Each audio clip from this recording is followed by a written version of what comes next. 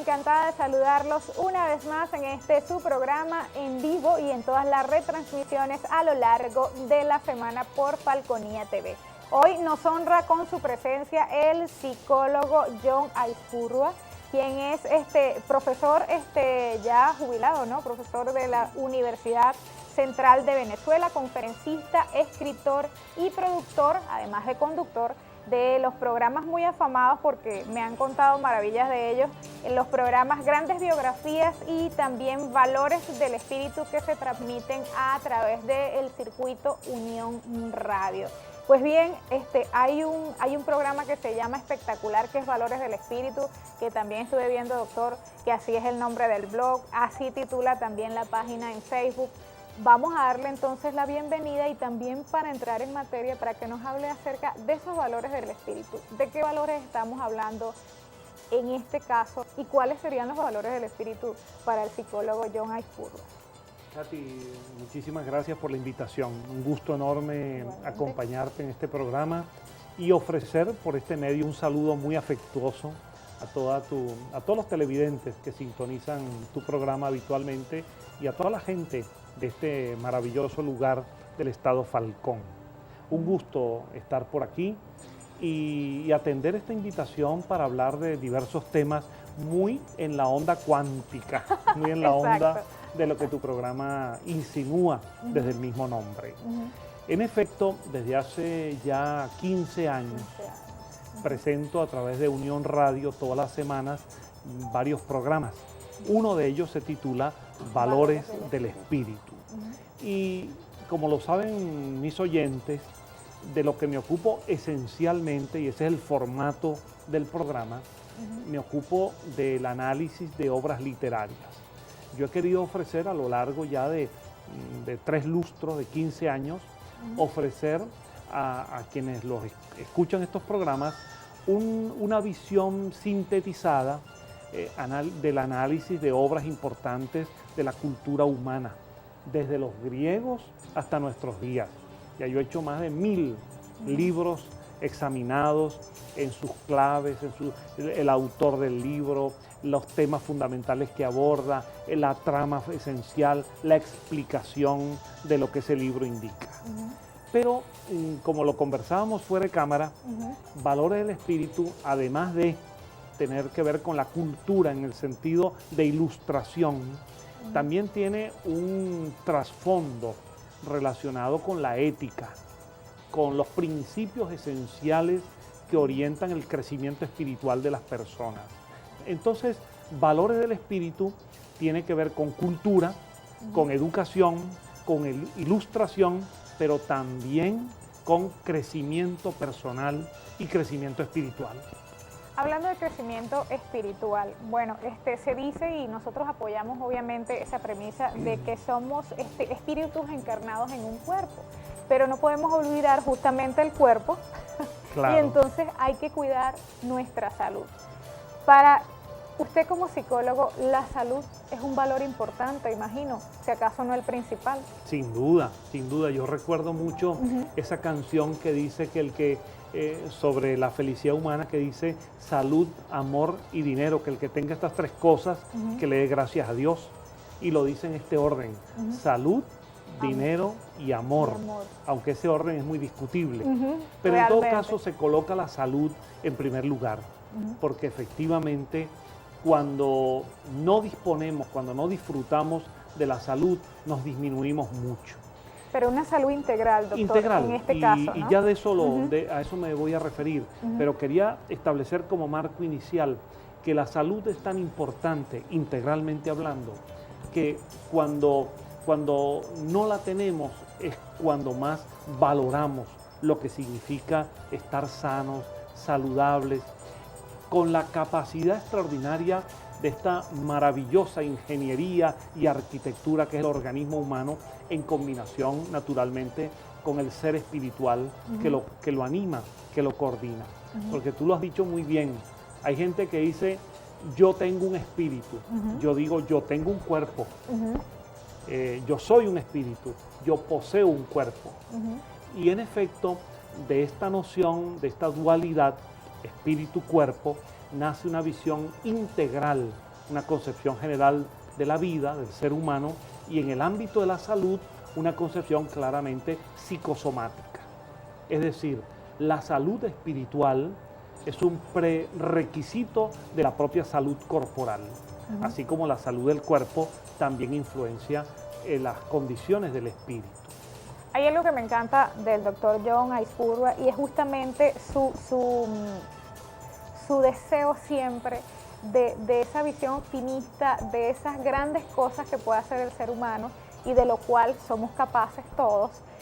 Y entonces, hablando de capacidad, justamente nos frenamos y hay una situación que nos afecta mucho, y vamos a entrar, digamos, en materia aquí que también abordamos en Cuánticamente, y se refiere a los miedos. Pudiéramos decir, o corríjame usted, que el venezolano promedio quizás está lleno de muchos miedos, ¿no? O lo hemos visto así. Sí. O quizás una visión pesimista también, que es otro término que pudiéramos hablar más adelante.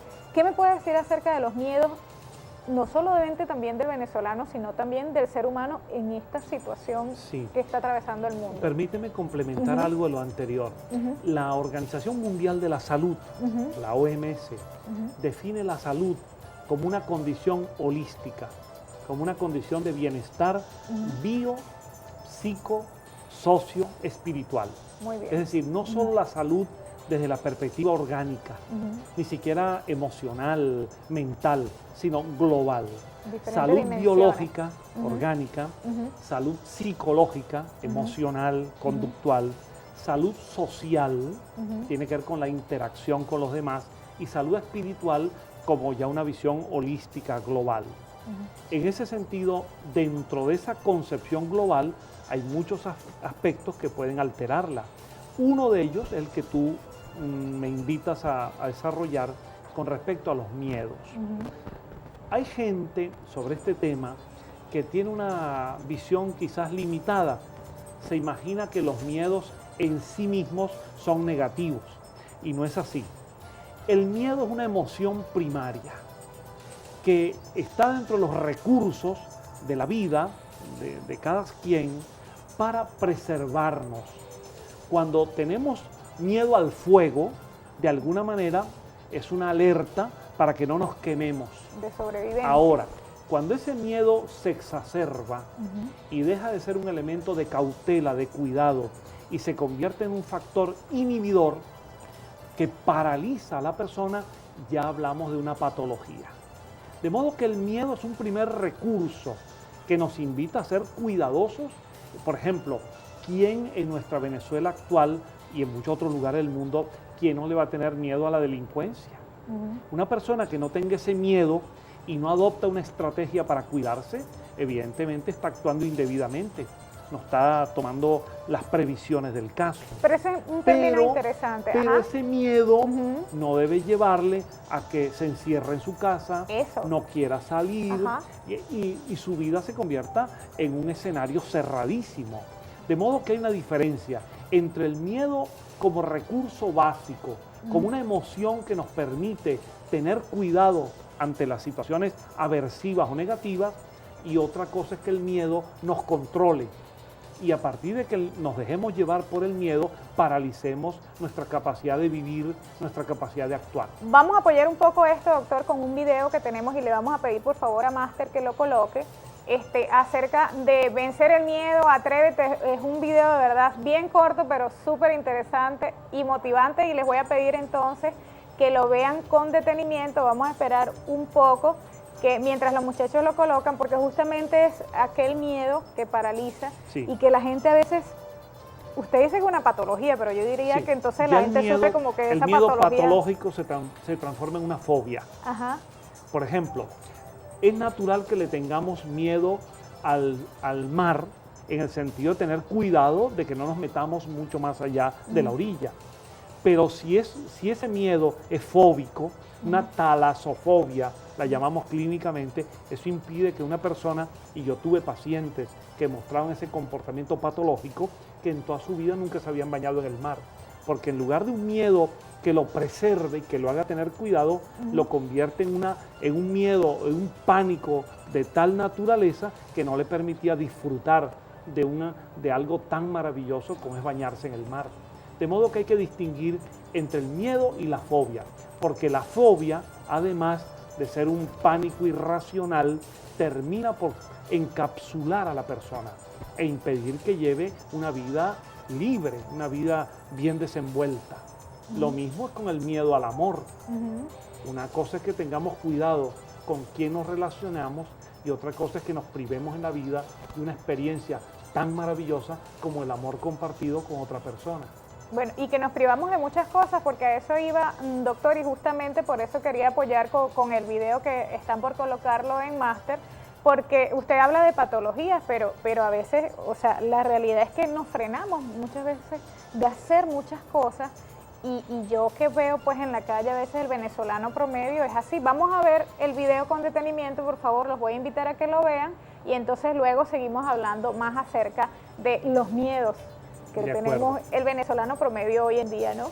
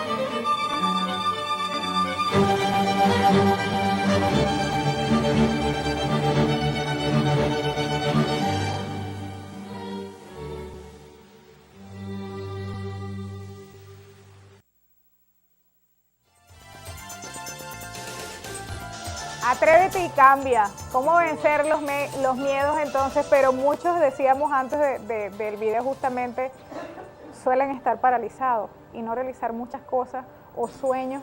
Pero a veces pueden haber cosas o situaciones que pueden ser de índole social, doctor, de índole económico, que parece que son esas cosas que nos hacen, sí, yo quiero hacer esto, pero no puedo porque me limita aquello. ¿Eso también son miedos válidos o cómo hacer para enfrentar esas situaciones? Por eso decía al principio que el miedo es parte de una emoción primaria que está en nuestro propio ADN, en nuestra propia naturaleza.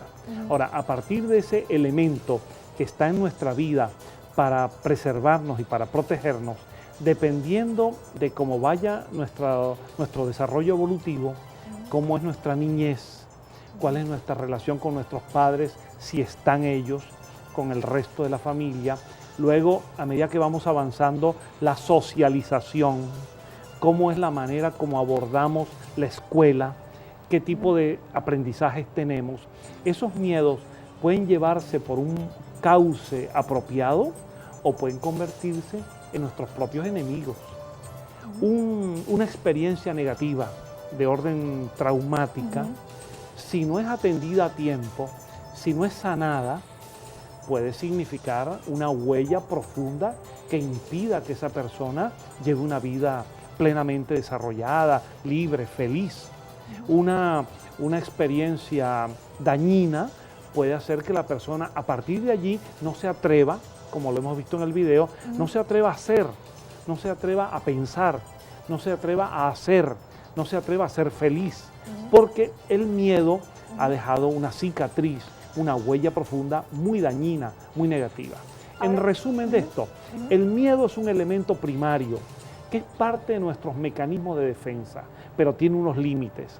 Si esos límites se desbordan, producto de situaciones dañinas, aversivas, malos aprendizajes, padres que golpean a los hijos, padres que se embriagan y tienen comportamientos violentos, sociedades que castigan, mensajes negativos, esos miedos se pueden desbordar y si la persona no es capaz de superarlos, puede terminar envuelta en una situación de infelicidad, de frustración. En el caso del venezolano, usted que Sí. es un hombre que viaja mucho, conocedor, ve los diferentes ambientes sociales que puede manejar el país, ¿cómo es atrevido el venezolano hoy en día o se ha dejado un poco paralizar por algunos miedos del Sí. entorno? Hay de todo un poco, Ujú. hay de todo un poco. Como individuos siempre están factores a lo largo de nuestra historia como nación y como pueblo, de gente que los miedos a la pobreza, miedos a no poder salir de ella, miedos a las relaciones con los demás, miedos a los gobiernos, miedos a la sociedad, siempre han existido. Ahora, por ejemplo, y sin entrar a fondo en este tema, pero evidentemente hay miedos en la Venezuela actual producto de situaciones muy específicas. Una de ellas tiene que ver con la delincuencia. Este desbordamiento de la delincuencia tiene a la nación en el miedo y es comprensible.